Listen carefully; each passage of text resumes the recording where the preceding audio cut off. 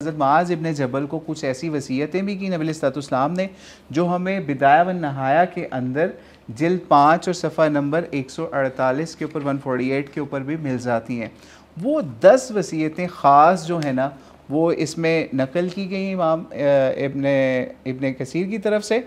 वो 10 नसीहतें आप भी समझ लीजिए। पहली नसीहत या वसीयत ये थी कि नबी इस्लाम ने उनको कहा, हज़रत मुआज़ इब्न जबल को, कि किसी चीज़ को अल्लाह का शरीक आपने नहीं बनाना, ख़्वा आपको कत्ल कर दिया जाए या जला दिया जाए। दूसरा, अपने वालिदैन की नाफरमानी ना करना, ख़्वा आपको अपने माल और अहलो अयाल से भी दस्तबरदार होना पड़े या उसमें भी आपको कमी का सामना करना पड़े। और तीसरी वसीयत या नसीहत वो ये कि फ़र्ज़ नमाज को जानबूझकर नहीं छोड़ना। बिलाशुबा जो शख्स फ़र्ज़ नमाज जानबूझकर छोड़ता है, अल्लाह ताला की ज़िम्मेदारी इससे उठ जाती है। अल्लाह ताला उसके समझ लें ख़ास जो प्रोटेक्शन है उससे निकल जाता है, यानी बंदा अल्लाह का बंदा, ठीक है। और फिर नंबर 4 के ऊपर एक वसीयत या नसीहत की कि शराब नोशी ना करना। बिलाशुबा हर बुराई की जड़ जो है वो ये शराब नोशी है, ठीक है। फिर 5वीं नसीहत थी मासियत यानी गुनाहों से या अल्लाह की नाफरमानी से बचना, क्योंकि अल्लाह की नाराज़गी को ये गुनाह अगर आप करते हैं तो ये फिर अल्लाह की नाराज़गी वाली तरफ मामला चले जाते हैं।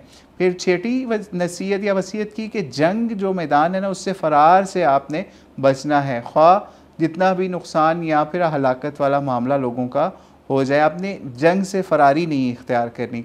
फिर इसी तरीके से 7वीं वसीयत, जब लोगों को मौत आए तो इनमें मौजूद हो तो साबित कदम रहना, यानी कोई ऐसा बड़ा वाक़या मामला आ जाए, लोगों आपके आसपास मौतें होने लग जाएँ, तो आपने साबित कदम रहना है। बल्कि यहाँ पे आपको ज़िम्नन बता दें कि इनकी डेथ के करीब के ये वाक़यात की तरफ भी निशानदेही करती है कि नबी इस्लाम ने तो इनको यहाँ पे कहा ना, वसीयत कर रहे हैं कि आपने जो है अपनी मौत के करीब भी साबित कदम रहना है। तो आप इनकी मौत के अयाम जब पढ़ेंगे ना, कभी आपको वक्त मिले, तो इनकी बहुत ही ऐसे मामलात हुए कि इनके पास बड़े बड़े जलीलुल कदर सहाबा की अमवात हुई, क्योंकि जिस तरह समझ लीजिए ताउन अमवास का मामला था ना, वो उसमें इनका मामला हो गया था, जिसके अंदर इनकी भी डेथ हो गई थी।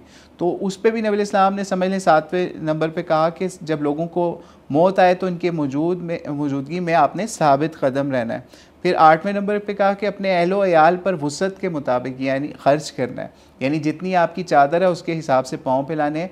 यानी इससे पता चलता है कि ये इनको बताया जा रहा है कि आपने अपनी जो हैसियत है उससे ज़्यादा बढ़ के ख़र्च नहीं करना। जैसे आजकल लोग होते हैं कि वो जनाब अपने ख़ानदान के ऊपर ख़र्च करने के लिए कर्ज़े ले लेते हैं, और हालांकि उनकी मिसाल के तौर पे उनका अगर गुजारा 50,000 में हो रहा होता है, तो उन्होंने अपने